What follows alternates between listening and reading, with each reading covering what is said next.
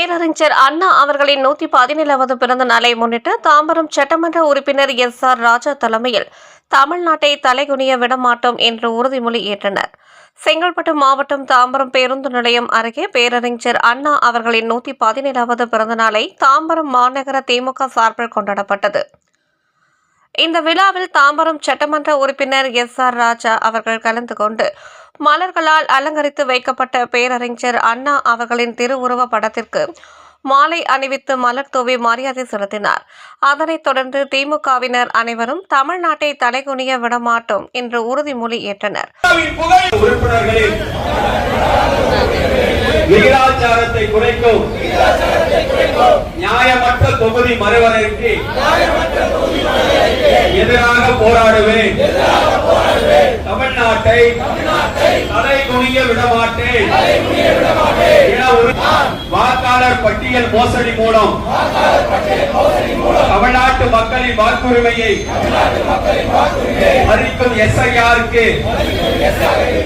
தமிழ்நாட்டை தலைகுனிய விடமாட்டேன் என உறுதி ஏற்கிறேன்.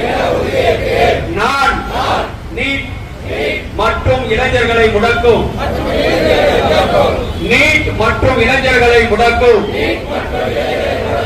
எந்த ஒரு திட்டத்தையும் எதிர்த்து நிற்பேன்.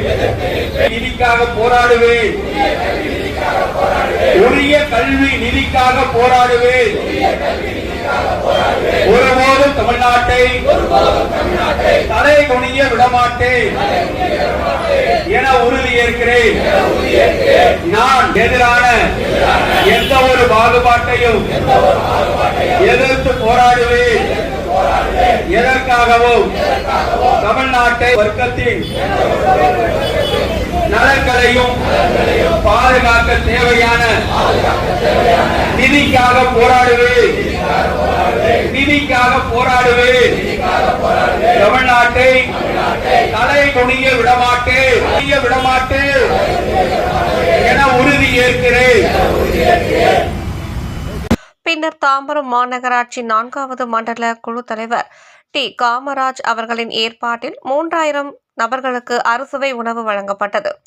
இந்த விழாவில் தாம்பரம் மாநகராட்சி மண்டல குழு தலைவர் எஸ். இந்திரன், மாமன்ற உறுப்பினர்கள் டி. ஆர். கோபி, ஆதிமூலம், ஜோதிகுமார், சசிகலா, கார்த்திக், பேச்சாளர்கள் வேலுமணி, கருணாகரன், மாநகர பகுதி வார்டு கழகத்தினர் கலந்து கொண்டனர்.